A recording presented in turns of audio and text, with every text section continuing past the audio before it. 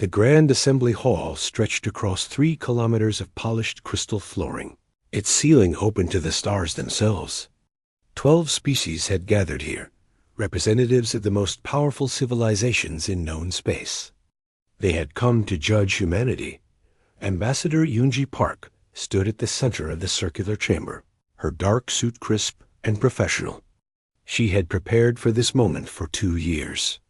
Behind her, Captain Do-Yoon Kim waited beside the holographic display, ready to present Earth's case. The weight of 8 billion lives rested on what happened in the next few hours. High, Arbiter Velcor raised one clawed hand for silence. His scales shimmered green and gold under the starlight. The human delegation may begin their presentation. Yoonji bowed slightly, a gesture of respect. Honored council members, humanity comes before you seeking partnership. We offer our knowledge, our culture, and our commitment to peace. The holographic display activated behind her. Images of Earth appeared, cities reaching toward the sky, oceans teeming with life, children laughing in schools across 100 nations. Captain Do-Yoon advanced the presentation with practiced timing. We acknowledge our violent past, Yoonji continued. Humanity fought 2 global wars in the 20th century. We created weapons capable of destroying our own world. We poisoned our air and water through carelessness. She paused, letting the council absorb the honesty. But we learned. We changed. We grew. The images shifted. Forests returning to barren land. Clean energy replacing fossil fuels. The United Earth government forming from the ashes of the old nation-states. The first colony ships leaving for Mars and Europa. War Chief Thrawn of the Krovar Empire leaned forward, his 4 eyes narrowing. You say you changed, but your history speaks of constant warfare. 10,000 years of killing each other. Why should we believe you will not bring that violence to our space? Yoonji met his gaze without flinching. Because we know the cost. Every human child learns about the wars. We remember the mistakes. That memory keeps us peaceful.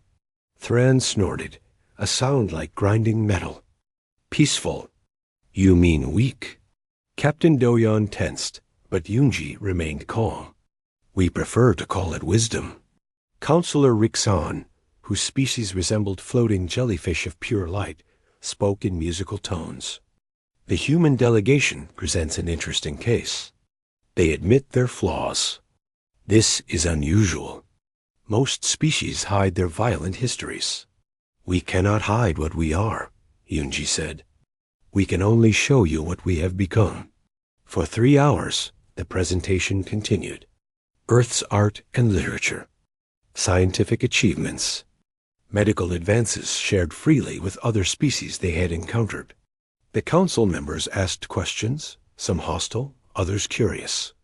Yoonji answered each one with patience. Finally, Velcor called for the council's private deliberation. Yoonji and Do-Yoon were escorted to a waiting chamber. The captain poured 2 glasses of water from their provisions. You did well, he said quietly. Did I? Yoonji stared at the crystal walls. Thran already thinks we are weak. The others might agree. Let them think what they want. We know the truth.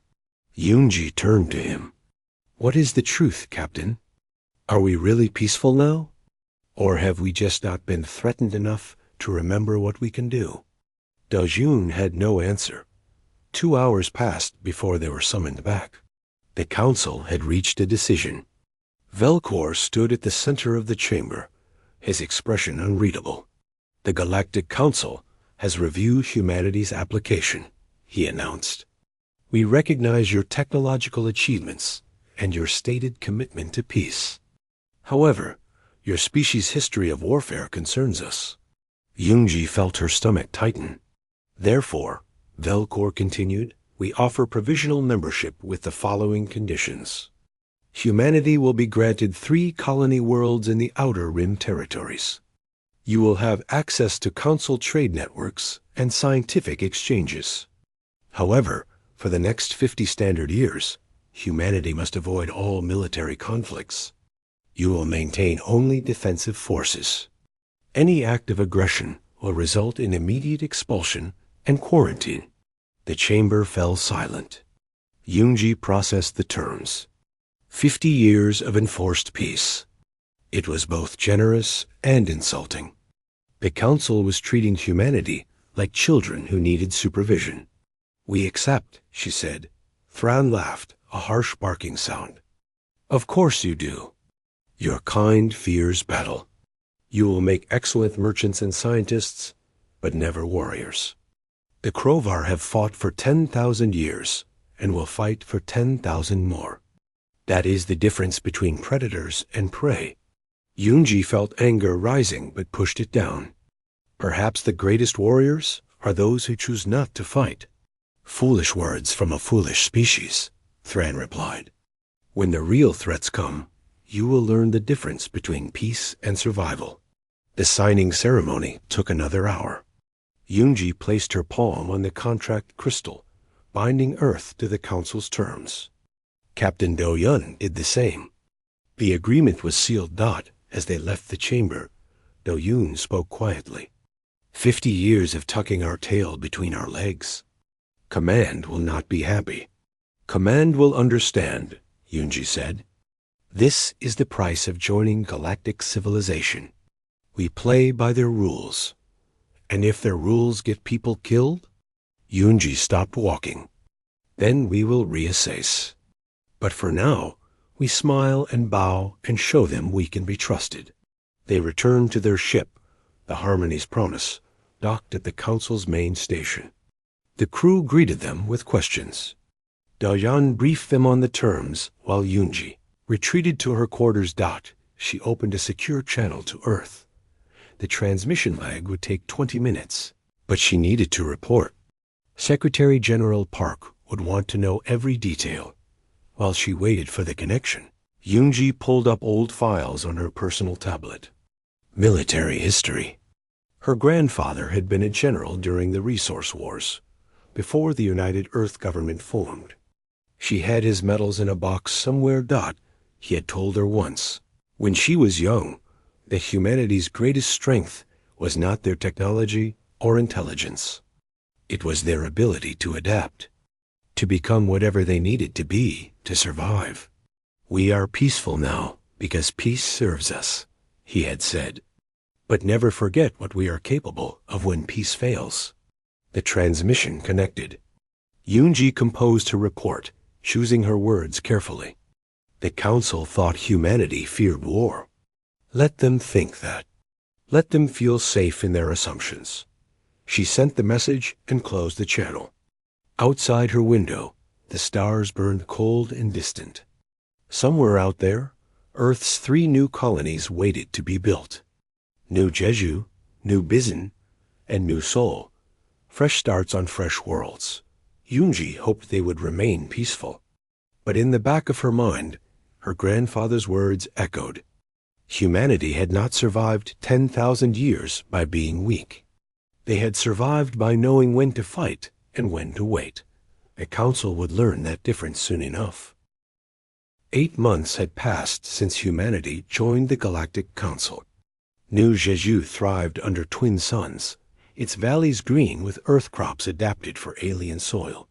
50,000 colonists called it home now, building lives on a world that smelled like cinnamon and tasted like hope. Dr. Hannah Lee stood in her laboratory tent, staring at the data streams flowing across her screens. Something was wrong. The sensor network she had planted across the outer system was detecting unusual gravity distortions. Ships, thousands of them. Maybe millions. She ran the calculations 3 times. Each time, the answer came back worse. Colonel Minho Choi found her 20 minutes later, still staring at the screens. You missed the morning briefing, he said. We have a problem. Hannah transferred the data to his tablet. Something big is coming. Really big. Minho studied the numbers. His face went carefully blank, the way it always did when things got serious. How big? Swarm level big. The gravity signatures match Council records for Vryn bioships. The Vryn.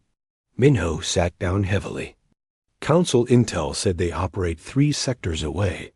They move, Hannah said. Council intel also says they have consumed 47 civilizations in the past 1,000 years.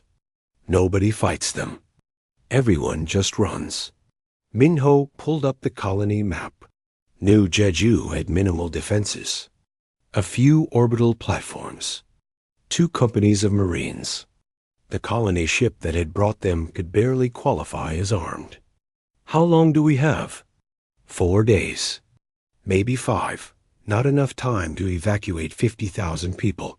Minho was already running numbers in his head. Load capacity. Flight times, resources. We could maybe save 10,000 if we started right now. Hannah looked at him. So we leave 40,000 to die? I did not say that. Minho stood. I need to talk to the governor. Governor Sun Woo-nam was inspecting the new water treatment facility when Minho found him. The governor was a thin man who smiled easily, but he was not smiling after Minho explained the situation. The council needs to send warships, Sun Woo said. I already sent the message. They responded an hour ago. They are ordering immediate evacuation of all Outer Rim colonies. No military support. Standard Vryn protocol. Standard protocol is to abandon us? Sun Woo's voice rose. The council has never successfully fought the Vryn. They always retreat. Always pay tribute. Always give ground. Minho pulled up historical records. Battle of Karish Prime. Council fleet retreated after losing 30% of ships in the first hour. Siege of Talax. Total evacuation. 2 billion refugees. Harvest of the outer colonies. 12 worlds abandoned without firing a shot. Sun Woo read the records with growing horror. They will just let the Vryn eat us? They will try to save who they can. But yes, essentially. The governor sat down on a stack of water pipes. Around them, colonists worked on the facility, laughing and joking. They had no idea what was coming. What would you do, Colonel? If the decision was yours? Minho chose his words carefully. Earth sent me here with 2 companies of Marines. 150 soldiers. We have weapons, training, and the knowledge that humanity has never surrendered a colony. Not once. Not ever. The Council will say you violated the peace agreement. The Council is not here. The Council is running away. Minho met the governor's eyes. But my people are here. Your people are here. Our children are here. Sun Woo closed his eyes. How many could you save if you fought? Maybe all of them. Maybe none. I honestly do not know. Minho pulled up tactical maps. But I know we will not go down without making those things pay for every meter of ground. Do it. Sun Woo stood. Prepare your defenses. I will handle the council. The next 2 days passed in controlled chaos. Colonel Minho transformed New Jeju's main settlement into a fortress. Marines dug firing positions into the red clay hills. Engineers rigged improvised explosives. Every colonist who could shoot received a weapon and basic training. Ji-1, Kong was 19 years old and had come to New Jeju to fly survey aircraft. Now she found herself in a cockpit that had been retrofitted with missile pods scavenged from mining equipment. This is insane, she told her flight instructor. Yes, the instructor agreed. But insane might just work. The Vryn have never fought anyone who fought back with real tactics. Just remember, speed is your friend. They are biological ships. Fast, but not as fast as human engineering. Captain Do-yoon arrived on the 3rd day with his ship and 4 other vessels. The Harmony's Promise had never been designed for combat, but the crew had bolted every weapon they could find to the hull. It looked like a flying junkyard. It was beautiful. Do-yoon met with Minho and Sun Woo in the command center. Earth Command sends their regards, he said, and explicit orders not to engage. Are you going to follow those orders? Minho asked. I am a soldier, Colonel. I follow the orders that matter. Doyen smiled grimly. Right now, the only orders that matter are the ones that keep these people alive. Ambassador Yunji appeared on the communication screen from Council Space. Her face was pale but determined. Governor Nam, Colonel Choi, Captain Do-yun. The Council has officially ordered your withdrawal. They are threatening sanctions against Earth if you engage the Vrin. Noted, Sun Wu said. Now let me be clear, Ambassador. I am not leaving. These people are not leaving. If Earth wants to sanction us after we are dead, that is their choice. Yunji was quiet for a moment. Then she said something that would echo across human history. The Council asked me to ensure compliance. I told them humanity does not abandon its people. Ever. Not for politics. Not for trade deals. Not for membership in their precious council. She leaned closer to the camera. You fight, Governor. We will handle the politicians. The transmission ended. Sun Wu looked at the two military officers. Gentlemen, I believe we just committed an act of interstellar rebellion. Not the first time humans have rebelled, Minho said. Probably will not be the last. Dr. Hana's sensors detected the Vrin swarm 12 hours earlier than predicted. They came out of faster-than-light travel like a plague of locusts, blotting out the stars. Bioships the size of skyscrapers. Smaller fighters that moved like schools of predatory fish. The gravity distortion alone knocked out half the colony's power grid. Minho stood on the command center's observation deck and watched them come. There were so many. More than the projections. More than anything he had prepared for. Beside him, young Corporal Taijin O gripped his rifle with white knuckles. Sir, Taijin said quietly, are we going to die? Minho thought about lying. Decided the kid deserved the truth. Probably. But we are going to make them remember us first. The Vrin sent a communication. Not words exactly, but images translated through their bioelectric signals. Submit. Surrender. Be consumed. Serve the swarm. Governor Sun Wu sent back a message in every language Earth had ever spoken. A simple two-word phrase that needed no translation. Come on.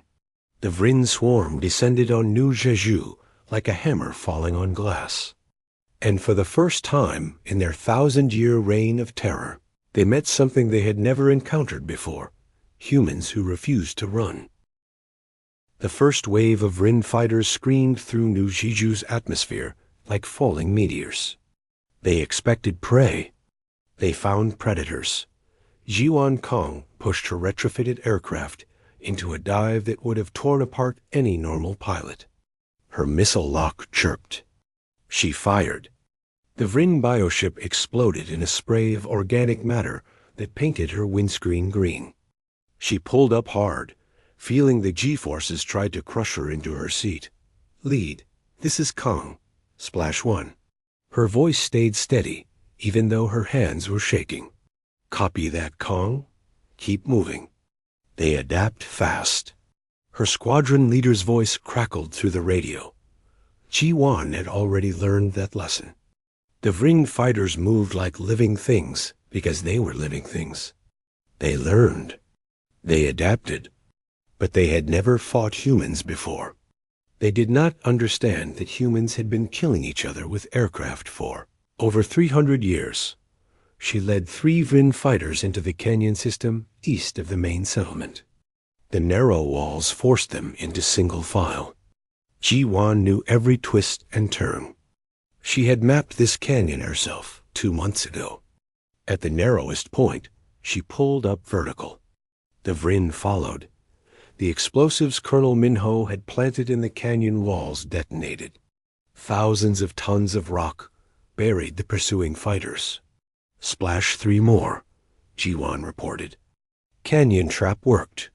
Good kill. Return to base for rearm. Above the atmosphere, Captain Do-Hyun commanded the small human fleet against impossible odds. The Vryn bioships outnumbered them 1,000 to 1. Traditional tactics said retreat. Human tactics said adapt. All ships, execute Admiral Yi pattern. Do-Hyun ordered. The human vessels moved into a formation 600 years old. First used by a Korean admiral fighting Japanese invaders with wooden ships and cannons. Form a defensive line. Force the enemy to come at you through a narrow approach. Concentrate your fire. The Vryn swarm was used to overwhelming enemies with numbers. They surged forward in a massive wave. The human ships opened fire, creating a wall of explosives and energy weapons. Hundreds of Vryn bioships died in the first 30 seconds, but thousands more kept coming. Hull breach on Deck 3, reported the Harmony's Promise engineering officer. Seal it. Keep firing, Do-Hyun said calmly. His ship shuddered as a Vryn bioship rammed into their port side. Boarding parties. Marines to Deck 3. The Vryn had made a mistake. They thought boarding the human ship would be easy. They forgot that humans had been fighting ship-to-ship boarding actions since the Age of Sail. The Marines were waiting. On the ground, Colonel Minho watched the battle unfold from the command center. The tactical display showed red everywhere. Vryn forces surrounded the colony. They were probing the defenses, looking for weak points. They found one in the southern sector. A gap in the defensive perimeter where the terrain made static defenses difficult. The Vryn poured through it like water through a crack. Southern sector is failing, reported his tactical officer. I know. Minho pulled up the reserve positions. Corporal Taijin, take your unit. Hold that sector. Corporal Taijin Oh had been a colonist 3 days ago. Now he led 20 Marines and 40 armed civilians against 1,000 Vryn ground warriors. They set up a defensive position in an old marketplace. Using the buildings for cover, the Vryn came in a living wave of claws and teeth and bioelectric weapons. Taijin fired until his rifle ran dry, then switched to his sidearm, then to a knife. Next to him, a colonist woman who had been a schoolteacher used a mining laser to cut down 3 Vryn warriors. Fall back to secondary position, Taijin ordered. His unit retreated building by building, making the Vryn pay for every meter. They held that sector for 17 hours straight. When relief finally arrived, Taijin had 3 rounds left in his pistol and could barely stand. Good work, Corporal, Colonel Minho said quietly. Taijin just nodded. He was too tired to speak. Dr. Hanalei had spent the first day of battle in her laboratory, analyzing every piece of data about the Vryn. She discovered something crucial. The swarm communicated through bioelectric signals across a specific frequency range. If you could jam those signals, you could disrupt their coordination. She brought her findings to Minho on the second day. We can blind them. Make them fight as individuals instead of a collective. Can you build the jamming equipment? Already did, but it only has a range of 10 kilometers. You need to get it close to their main force. Minho looked at the tactical map. The main Vryn landing site was 15 kilometers from the colony center. Getting jamming equipment there meant going through the heart of enemy territory. I will take it, Ji-won volunteered. She had just returned from her 16th combat sortie. Her aircraft was held together with hope and spare parts. You will not make it, Minho said flatly. Then I die trying. Same as everyone else. Ji-won smiled tiredly. Besides, I am the best pilot here. If anyone can thread that needle, it is me. She launched at dawn on the 3rd day. Flew low and fast, using the terrain to mask her approach. Vryn fighters swarmed after her. She dodged and weaved, her aircraft screaming through the air at speeds that redlined every gauge. 2 kilometers from the target. 1 kilometer. 500 meters. A Vrin bioweapon hit her port engine. Ji-Won's aircraft started losing altitude. She could bail out, save herself, but the jamming equipment would be destroyed. She made her choice. Ji-Won aimed her dying aircraft straight at the Vrin landing site and activated the jamming equipment. Then she ejected, praying she was high enough for her chute to deploy. The jamming equipment detonated on impact, sending out a massive electromagnetic pulse across the Vrin communication frequencies. Suddenly, thousands of Vrin warriors stopped acting like a coordinated swarm and started acting like confused individuals. The tide of battle shifted. Admiral Curie. Song arrived with Earth's Second Fleet on the third day. 37 warships, loaded with weapons and angry sailors who had spent 3 days in faster-than-light travel listening to the battle reports from New Jeju. This is Admiral Song to all Vrin vessels. You picked the wrong species to hunt. Now learn what happens when you corner a predator. The Second Fleet did not use traditional attack patterns. They used tactics developed by Admiral Yi Sun-sin 5 centuries ago during Earth's naval wars. Feints and traps. False retreats that lured the Vrin into kill zones. Coordinated strikes that shattered the swarm's formations. Captain Do-yoon's battered fleet rallied and joined the assault. Together, they drove the Vrin back, away from New Jeju, out into open space where human weapons could tear them apart. Dr. Hannah identified the swarm's queen nodes through their bioelectric signatures. She transmitted the targeting data to Admiral Song. All ships, focus fire on these coordinates. Song ordered. The human fleet concentrated everything they had on the queen nodes. When the first one died, the Vrin formation collapsed into chaos. When the second one died, the swarm began to retreat. Admiral Song was not done. Pursue and destroy. Show them that hunting humans has a price. The Second Fleet chased the retreating Vrin for 2 days, destroying every bioship they could catch. By the time Admiral Song called off the pursuit, the Vrin swarm that had terrorized this sector of space for a century was reduced to scattered fragments. New Jeju was saved. The cost had been terrible. 3,000 colonists dead. Half the Marine Force casualties. Captain Do-yeon's ship was barely spaceworthy. Ji-Won Kang spent 2 days in a medical pod recovering from a broken back. Corporal Tai-jing would wake up screaming for months afterward, but they had one. Colonel Minho stood in the ruins of the marketplace where Tai-jing had made his stand. Blood stained the ground. Buildings were torn apart, but the colony's flag still flew overhead, untouched. Governor Sunwoo joined him. The council is demanding an explanation. I bet they are, Minho said. What will you tell them? The truth. That humanity does not surrender. Not ever. They will not like that truth. Sunwoo smiled grimly. Then they should have sent their own ships to defend us. News of New Jeju's victory spread across council space at light speed. The Vrin swarm had been defeated. The unstoppable force had been stopped. And humanity, the species the council thought was weak and peaceful, had done what no other civilization had accomplished in 1,000 years. The galaxy was about to learn a very important lesson about humans. They did not seek war, but when war came to them, they fought with a ferocity that made ancient predators look tame. The emergency session of the Galactic Council convened 3 days after New Jeju's victory. High Arbiter Velcor had called representatives from all 12 member species. The chamber that usually echoed with diplomatic pleasantries now crackled with tension. War Chief Thren paced the floor like a caged animal. This is unacceptable. The humans violated their probationary terms. They engaged in military action. They must be punished. They saved 50,000 lives.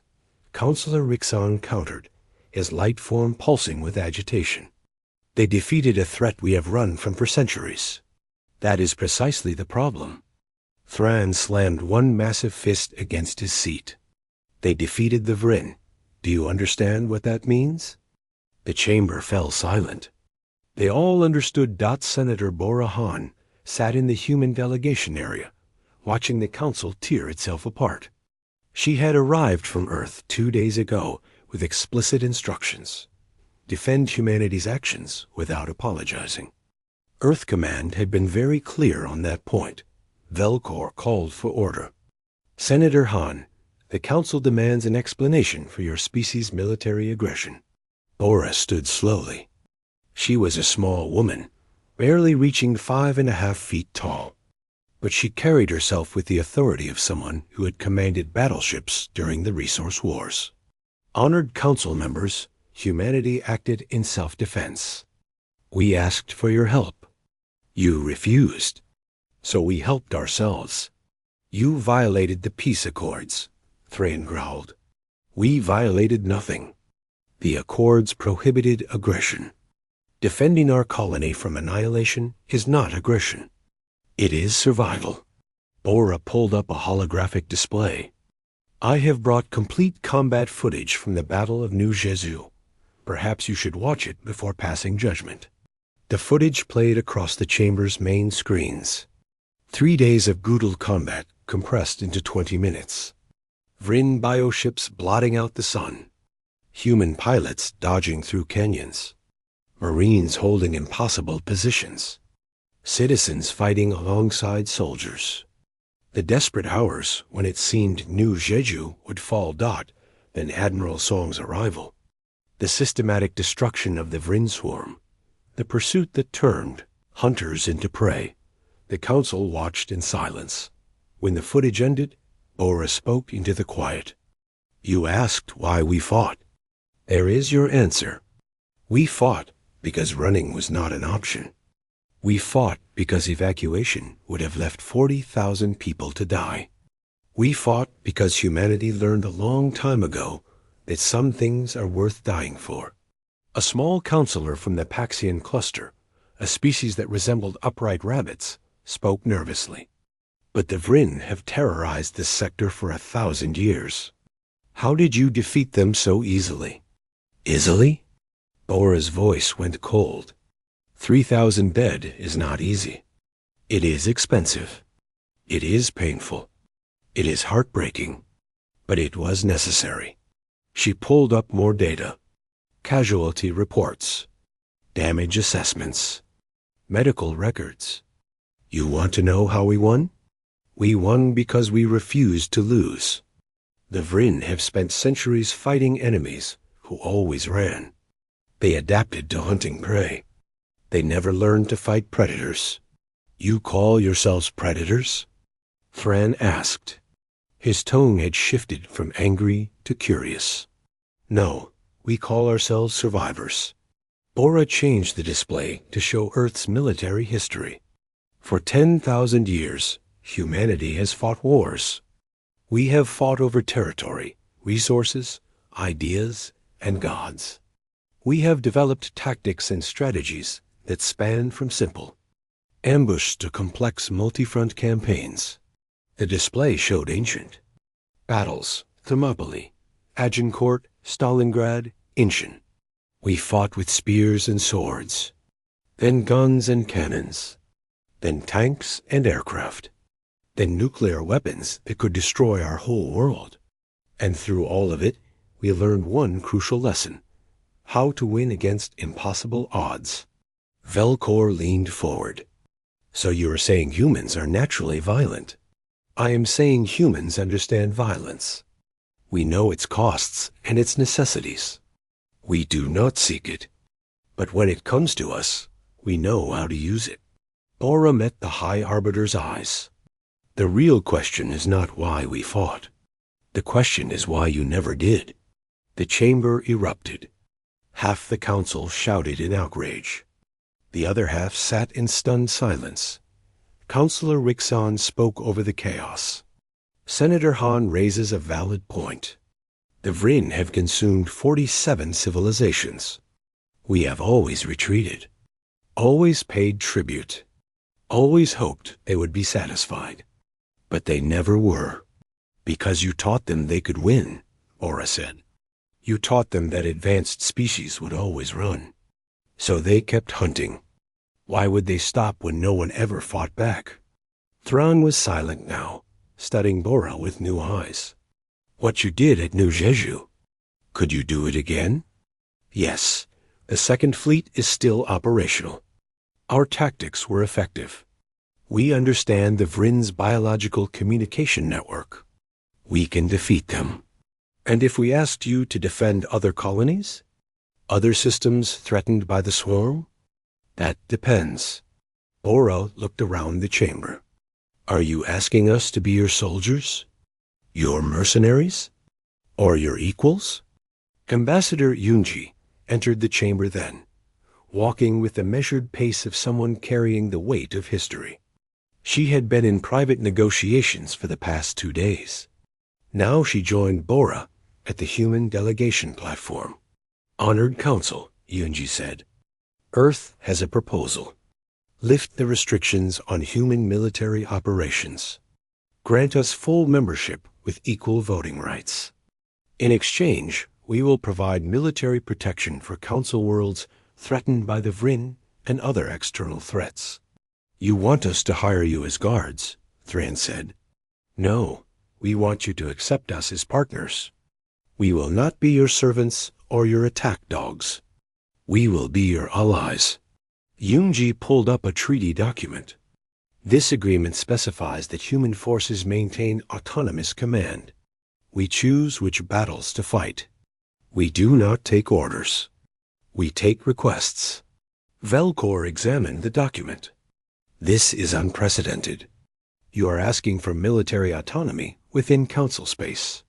We are offering military capability you desperately need. The Vrin are still out there. Their main hive clusters remain intact. They will return. And when they do, who will fight them? You? Yunji gestured at the Council. 8 months ago, you judged humanity for our violent history. You put us on probation like criminals. Now you need that violence. So decide. Do you want us as equals, or do you want to keep running? The debate raged for 6 more hours. Species divided along predictable lines. Those who had lost worlds to the Vrin supported the proposal. Those who had never faced real threats opposed it on principle. Finally, Councillor Rixan proposed a compromise. Grant humanity full membership. Allow military autonomy with one condition. Every major operation must be reviewed by the Council after completion. Not for approval, but for transparency. Bora and Yunji conferred quietly. Acceptable, Yunji said. The vote was called. 7 species in favor. 4 opposed. 1 abstention. The motion carried. Humanity was granted full membership in the Galactic Council. The restrictions were lifted. Earth's military forces could operate freely in Council space. The price for this new status was clear. Humanity would be the shield that protected galactic civilization. After the session, Thran approached the human delegation. Up close, the Krovar war chief was even more intimidating. His 4 arms could crush steel. His natural armor plating made him look like a walking tank. I underestimated you, he said simply. I thought peace meant weakness. I was wrong. Bora studied him. Many make that mistake. They think because we choose peace, we cannot choose war. But choice is the key word. We can do both. The Krovar respect strength. You have shown strength. Thran performed a gesture that looked like a bow. I would be honored to fight alongside humans someday. Let us hope that day never comes, Bora said. But if it does, we will stand together. After Thrawn left, Supreme Commander Dao Park appeared on a secure transmission from Earth. Congratulations, Senator. You have just volunteered humanity to be the galaxy's military force. Earth Command approved the strategy, Bora replied. We did. But approval and comfort are different things. Deho sighed. We spent 300 years trying to leave our violent past behind. Now we are embracing it again. Not embracing it, Commander. Using it. There is a difference. Bora looked at the empty council chamber. We did not choose this role. The Vryn chose it for us when they attacked New Jeju. The council chose it for us when they abandoned our people. Now we make the best of it. Just remember, Deho said quietly, once you become known as the galaxy's warriors, that reputation is hard to lose. Be careful that we do not become what we fought so hard to stop being. The transmission ended. Bora stood alone in the chamber, thinking about the commander's warning. Somewhere out in space, a Vryn swarm was regrouping. Other threats lurked in the dark between stars. And humanity, the species that had almost destroyed itself with war, was now the galaxy's protector. The irony was not lost on her. 6 months after New Jeju, humanity had become the galaxy's sword. Human warships patrolled council space. Human marines trained alien defense forces. Human tacticians planned operations across a dozen sectors. The transformation from probationary members to military protectors had happened so fast it made heads spin. Captain Do-Yun, now promoted to Commodore, commanded a joint task force of human and alien vessels. His flagship was the new carrier Indomitable Spirit, fresh from Earth's shipyards. He stood on the bridge, watching his mixed crew work together. Humans, Paxians, even a few Krova warriors who had requested transfer to human units. Commodore, we have received multiple distress calls from the Talara system, reported his communications officer. Vryn swarm activity. Heavy. Dayun pulled up the tactical display. Talara was a core council world. 2 billion inhabitants. If it fell, the psychological impact would shatter council morale. How many ships? Initial estimates suggest 5,000 bioships. Possibly more arriving. The bridge went quiet. New Jeju had faced maybe 2,000 Vryn vessels. This was more than double that number. Send word to Admiral Song and Colonel Choi. Tell them we need everyone for this one. Do-Yun looked at his crew. And get me a secure line to Earth Command. If we are going to do this, we need to do it right. At New Jeju's rebuilt military headquarters, Colonel Minho received Do-Hyun's message while training the latest batch of recruits. The colony had become humanity's forward military base, training center, and symbol of resistance. Corporal Taijin, now Sergeant Taijin after his actions during the battle, worked as an instructor.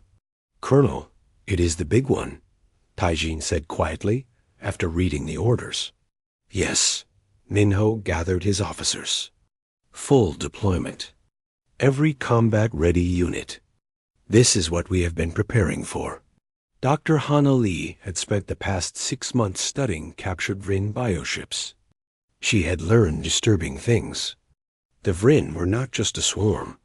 They were a coordinated intelligence with a central hive mind located somewhere in deep space. As long as that hive mind existed, the swarm would keep regenerating. She brought her findings to a joint military council that included Commodore Do-Yun, Colonel Minho, Admiral Kiri Song, and Supreme Commander Daho Park via transmission from Earth. The Talara attack is a diversion, Hana explained, displaying her research. A big one, yes, but still a diversion. The real Vryn power comes from their central hive clusters. I have located 3 of them based on communication pattern analysis. Admiral Song studied the star charts. Those locations are deep in Vryn-controlled space. No council ship has ever gone there and returned, which is exactly why they do not expect an attack, Minho said. You are suggesting we strike the hive clusters while defending Talara? Deho looked skeptical. That splits our forces dangerously thin. It ends the war, Hana said firmly. We can keep fighting defensive battles for decades. Or we can cut the head off the snake and finish this. The room fell into debate. Some argued for caution. Some argued for aggression. Finally, Ambassador Yunji spoke from her position at the Council. The Council will not approve a deep strike into Vryn space. They think it is too risky. They want us to focus on defense. She paused. But the Council has also never defeated the Vryn, so perhaps their judgment on military matters should not be trusted. Are you saying we ignore the Council? Senator Bora asked. I am saying we do what needs to be done. We ask for forgiveness later, not permission now. Yunji looked at the military commanders. You are the experts. What do you recommend? Admiral Song answered. 3-pronged assault. First Fleet defends Talara with Council support forces. That is the visible fight. Second and Third Fleets, along with Colonel Choi's ground forces, strike the hive clusters simultaneously. Fast, hard, and deep. We eliminate the central intelligence before they can adapt. It is extremely risky, Deo said. If the strike teams fail, they will be trapped in Vryn space with no support. When has humanity ever done anything safe? Minho asked dryly. The plan was approved. The Battle of Talara began 3 days later. 5,000 Vryn bioships descended on the planet like a living plague. First Fleet and Allied Council forces met them in orbit. The fighting was brutal and immediate. Commodore Do-Yun commanded from the indomitable spirit, coordinating defense patterns while Council ships struggled to adapt to the intensity of Vryn tactics. The Paxian commander sent a frantic message. Commodore, we cannot hold. They are breaking through our left flank. Reinforce with Human Destroyer Squadron 3. Use the crescent formation. Da-Yung watched his tactical display as the human ships moved like a well-oiled machine, creating interlocking fields of fire that shredded Vryn bioships. The Paxian followed the human lead. Their losses stopped climbing. High Arbiter Velcor watched the battle from a Council observation ship, witnessing human tactical doctrine in action for the first time. The precision, the coordination, the utter ruthlessness when needed. He began to understand why the Krovar respected these strange primates. While Talara burned, Admiral Song led Second Fleet into Vryn space. They jumped past the outer defensive clusters, past the hunting grounds, deep into territory no Council ship had ever reached. The star charts showed nothing. They were navigating blind, relying on Dr. Hanna's calculations. Target location in 5 minutes, the navigation officer reported. All ships, battle stations. Remember, we hit fast and leave faster. Do not get caught in a prolonged fight. Song pulled up the target data. The first hive cluster was a massive organic structure orbiting a dead star. Billions of tons of biomatter formed into a thinking, calculating intelligence. Launch all strike craft. Begin bombardment. The human fleet opened fire with everything they had. Nuclear missiles. Plasma cannons. Kinetic kill vehicles traveling at relativistic speeds. The hive cluster tried to defend itself, spawning fighter craft and weapon emplacements. But it had never faced a coordinated military assault. It died, screaming across. Bioelectric frequencies that human sensors barely detected. First hive cluster destroyed, Song reported.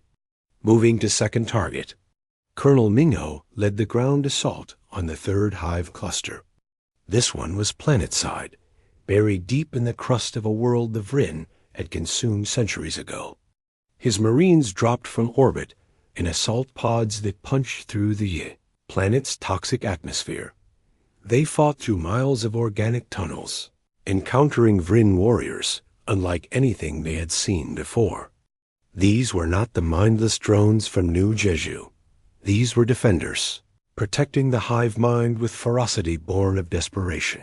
Sergeant Taijin led his squad through a chamber filled with bioelectric nodes.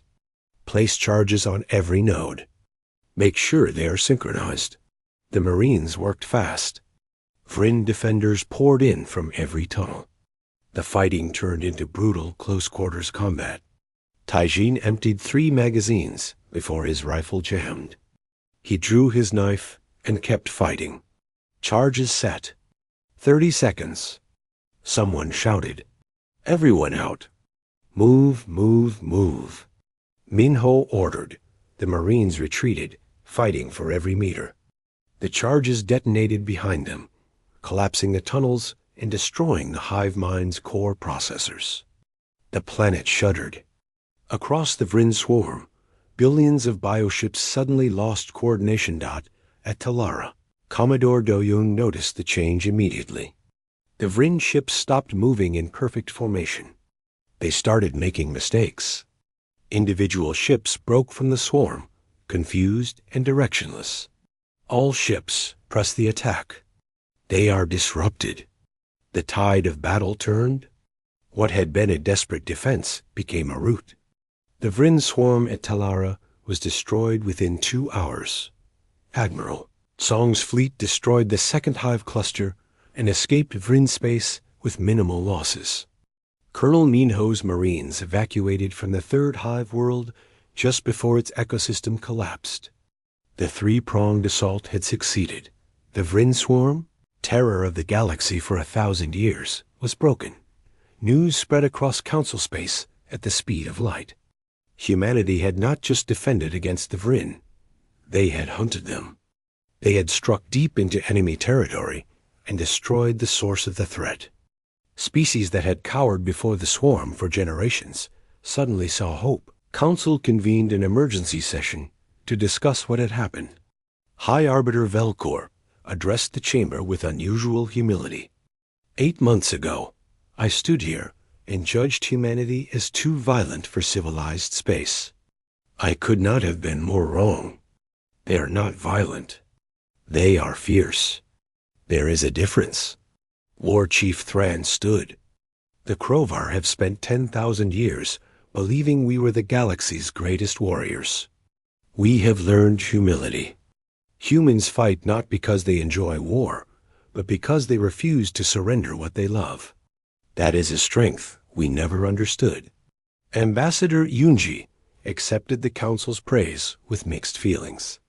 Later, she met with Senator Bora and Supreme Commander Deo in a private conference room.